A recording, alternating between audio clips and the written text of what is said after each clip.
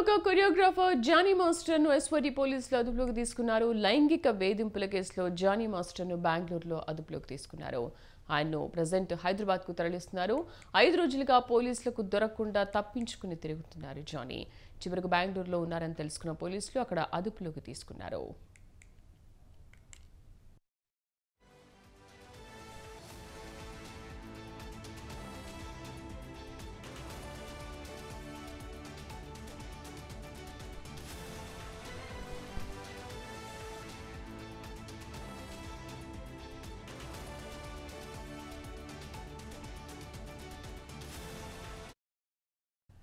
Johnny master alias Shaik Jani బాషాపై అటు మహిళా కమిషన్లోనూ ఫిర్యాదు నమోదైంది. ఈ మేరకు బాధితురాలతో కలిసి పలు మహిళా సంఘాల నాయకులు మహిళా కమిషన్కు ఫిర్యాదు చేశారు. జానీ మాస్టర్ను బెంగళూరులో పోలీసులు ఎస్ఓటి పోలీసులు అదుపులోకి తీసుకున్నారు.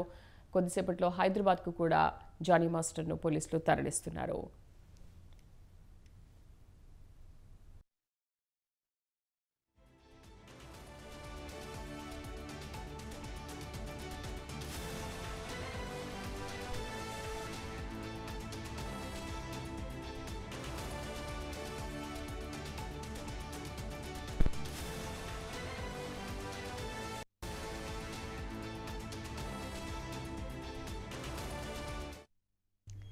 ప్రముఖ కొరియోగ్రాఫర్ జానీ మాస్టర్ ను ఎస్ఓటి పోలీసులు అదుపులోకి తీసుకున్నారు. లైంగిక వేధింపుల కేసులో జానీ మాస్టర్ ను బెంగళూరులో అదుపులోకి తీసుకున్నారు పోలీసులు.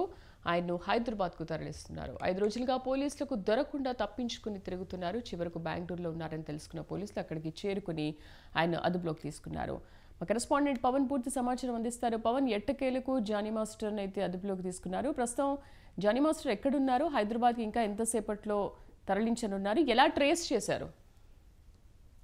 మొత్తానికి చూస్తే 5 రోజుల నుంచి కూడా జానీ మాస్టర్ పరారులో ఉన్నారు. అయితే సైబరాబాద్ ఎస్ఓటి పోలీసులు బెంగళూరులో కొద్దిసేపటి క్రితము అదుపులోకి తీసుకున్నారు. అదుపులోకి తీసుకొని హైదరాబాద్ కూడా తరలిస్తారు.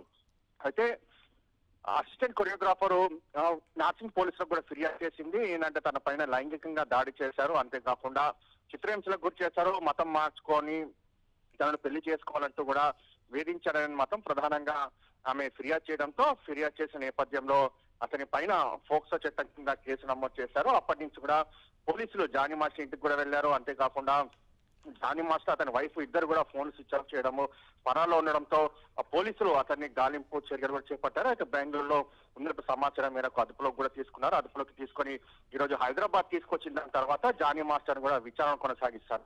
అయితే అమ్మాయిని ఎందుకు లైంగికంగా వేధించడం జరిగింది, అయితే దీంతో పాటు ఎందుకు మతం మార్పిడి చేసుకోవాలన్నారు, పెళ్లి ఎందుకు చేసుకోవాలని ఒత్తిడి తీసుకొచ్చారు, ఆల్రెడీ పెళ్ళైనాక అమ్మాయితో ఎందుకు పెళ్లి చేసుకోవాలనుకున్నారు అనే దానిపైన కూడా అనేక కొన్నాళ్ళు కూడా దర్యాప్తు చేస్తారు. దర్యాప్తు చేసిన దాని తర్వాత రేపు రిమాండ్ కూడా తరలించే అవకాశం కూడా ఉంటుంది. ఎందుకంటే ఈ రోజు పూర్తిగా విచారణ కొనసాగించిన దాని తర్వాత రేపు రిమాండ్ తరలించి దాని తర్వాత మరోసారి కస్టడీలోకి కూడా తీసుకుంటారు. కస్టడీలోకి తీసుకొని విచారణ కొనసాగిస్తారు.